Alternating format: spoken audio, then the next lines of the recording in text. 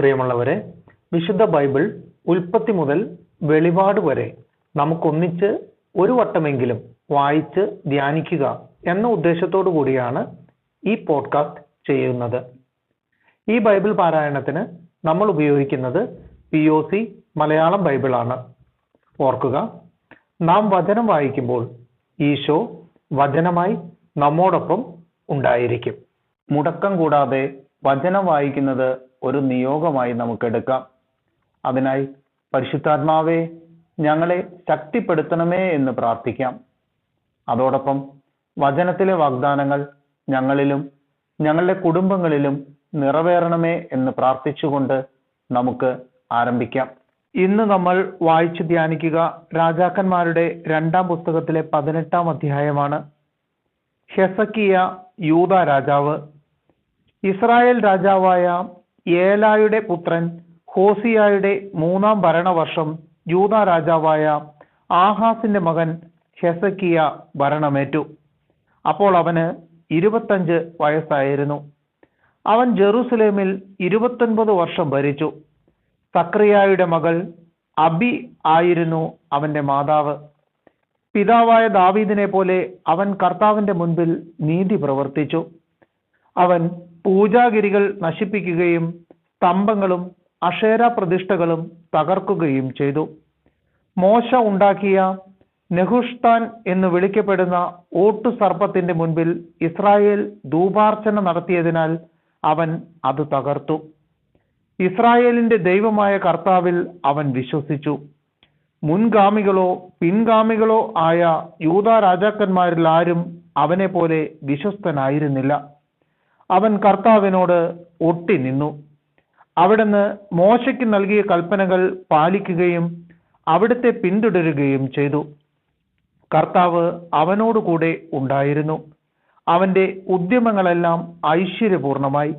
അവൻ അസീറിയ രാജാവിനെ എതിർത്തു, അവനെ സേവിച്ചില്ല. അവൻ ഫിലിസ്ത്യരെ ഗാസയുടെ അതിർത്തി വരെയും കാവൽ ഗോപുരം മുതൽ സുരക്ഷിത നഗരം വരെയും നിഗ്രഹിച്ചു. ഹെസക്കിയ രാജാവിന്റെ 4-ാം ഭരണവർഷം, അതായത് ഇസ്രായേൽ രാജാവും ഏലായുടെ പുത്രനുമായ ഹോസിയായുടെ 7-ാം ഭരണവർഷം, അസീറിയ രാജാവായ ഷൽമനേസർ സമരിയായ്ക്കെതിരെ ഉപരോധം ഏർപ്പെടുത്തി. 3 കൊല്ലത്തിന് ശേഷം അവൻ അത് പിടിച്ചടക്കി. ഹെസക്കിയായുടെ 6-ാം ഭരണവർഷം, അതായത് ഇസ്രായേൽ രാജാവായ ഹോസിയായുടെ 9-ാം ഭരണവർഷം, സമരിയ അവന്റെ അധീനതയിലായി. അസീറിയ രാജാവ് ഇസ്രായേൽക്കാരെ അസീറിയയിലേക്ക് കൊണ്ടുപോയി. ഹാല, ഗോസാനിലെ ഹാബോർ നദീതീരം, മെദിയ നഗരങ്ങൾ എന്നിവിടങ്ങളിൽ പാർപ്പിച്ചു. കാരണം അവർ ദൈവമായ കർത്താവിന്റെ സ്വരം ശ്രവിക്കാതെ അവിടുത്തെ ഉടമ്പടി ലംഘിക്കുകയും കർത്താവിന്റെ ദാസനായ മോശയുടെ കൽപ്പനകൾ പാലിക്കാതിരിക്കുകയും ചെയ്തു. അവർ അവ ശ്രദ്ധിക്കുകയോ അനുസരിക്കുകയോ ചെയ്തില്ല. സെന്നാകെരീബ് യൂദ ആക്രമിക്കുന്നു. ഹെസക്കിയ രാജാവിന്റെ 14-ാം ഭരണവർഷം, അസീറിയ രാജാവായ സെന്നാകെരീബ് യൂദായുടെ സുരക്ഷിത നഗരങ്ങൾ ആക്രമിച്ചു കീഴടക്കി. അപ്പോൾ യൂദ രാജാവായ ഹെസക്കിയ അസീറിയ രാജാവിന് ലാഖീഷിലേക്ക് ഈ സന്ദേശം അയച്ചു: എനിക്ക് തെറ്റുപറ്റി, അങ്ങ് പിന്മാറുക. അങ്ങ് ചുമത്തുന്ന എന്തും ഞാൻ തന്നുകൊള്ളാം. അസീറിയ രാജാവ് യൂദ രാജാവിൽ നിന്ന് 300 താലന്ത് വെള്ളിയും 30 താലന്ത് സ്വർണവും ആവശ്യപ്പെട്ടു. ദേവാലയത്തിലും രാജഭണ്ഡാരത്തിലും ഉണ്ടായിരുന്ന വെള്ളി ഹെസക്കിയ അവന് നൽകി.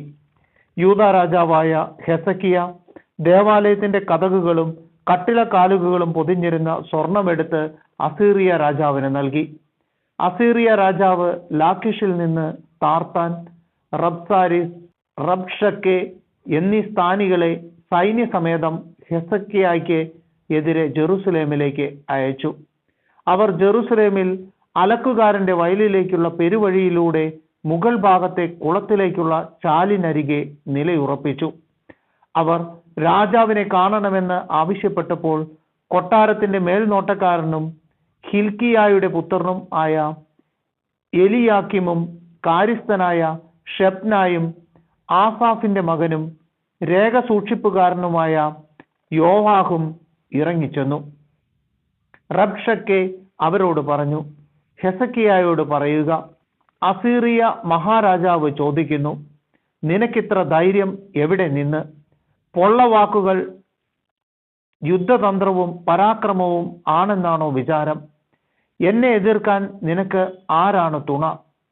ചാരുന്നവന്റെ കൈ കുത്തിക്കീറുന്ന ഒടിഞ്ഞ ഞാങ്ങണ ആണ് നീ ആശ്രയിക്കുന്ന ഈജിപ്റ്റ്. ഈജിപ്ത് രാജാവായ ഫറവോ ആശ്രയിക്കുന്നവർക്കൊക്കെ അങ്ങനെ തന്നെയാണ്. എന്നാൽ ഞങ്ങളുടെ ദൈവമായ കർത്താവിലാണ് ഞങ്ങൾ ആശ്രയിക്കുന്നത് എന്ന് നിങ്ങൾ പറയുന്നെങ്കിൽ അവിടുത്തെ പൂജാഗിരികളും ബലിപീഠങ്ങളുമല്ലേ ഹെസക്കിയ ജെറുസലേമിലെ ഈ ബലിപീഠത്തിൽ ആരാധിക്കണമെന്ന് യൂദായോടും ജെറുസലേമിനോടും പറഞ്ഞുകൊണ്ട് നശിപ്പിച്ചു കളഞ്ഞത്? വരുവിൻ, എൻ്റെ യജമാനനായ അസീറിയ രാജാവുമായി ഒരു പന്തയം വയ്ക്കുവിൻ. ഞാൻ 2000 കുതിരകളെ തരാം. അവയിൽ സവാരി ചെയ്യാൻ നിനക്ക് ആളുകളെ കിട്ടുമോ? തേരിനും തേരാളിക്കും വേണ്ടി ഈജിപ്തിനെ ആശ്രയിക്കുന്ന നിനക്ക് എൻ്റെ യജമാനന്റെ സേവകന്മാരിൽ ഏറ്റവും നിസ്സാരനായ ഒരു സേനാപതിയെ തോൽപ്പിക്കാൻ കഴിയുമോ? കർത്താവിനെ കൂടാതെയാണോ ഈ സ്ഥലം നശിപ്പിക്കാൻ ഞാൻ വന്നിരിക്കുന്നത്? ഈ ദേശത്തിനെതിരെ ചെന്ന് അതിനെ നശിപ്പിക്കുക എന്ന് കർത്താവ് എന്നോട് അരുൾ ചെയ്തു. ഹിൽക്കിയായുടെ മകൻ എലിയാക്കിമും ഷെപ്നായും യോവാഹും റബ്ഷക്കേയോട് പറഞ്ഞു, ദയവായി അരമായ ഭാഷയിൽ സംസാരിക്കുക, ഞങ്ങൾക്ക് അത് മനസ്സിലാകും. കോട്ടമേലുള്ളവർ കേൾക്കെ ഞങ്ങളോട് ഹെബ്രായ ഭാഷയിൽ സംസാരിക്കരുത്.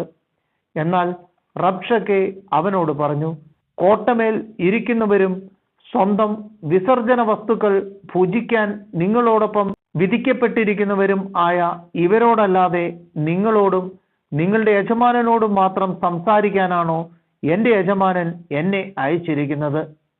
റബ്ഷക്കെ നിവർന്നു നിന്ന് ഉച്ചത്തിൽ ഹെബ്രായ ഭാഷയിൽ വിളിച്ചു പറഞ്ഞു, അസീറിയ മഹാരാജാവിന്റെ വാക്കുകൾ ശ്രവിക്കുവിൻ.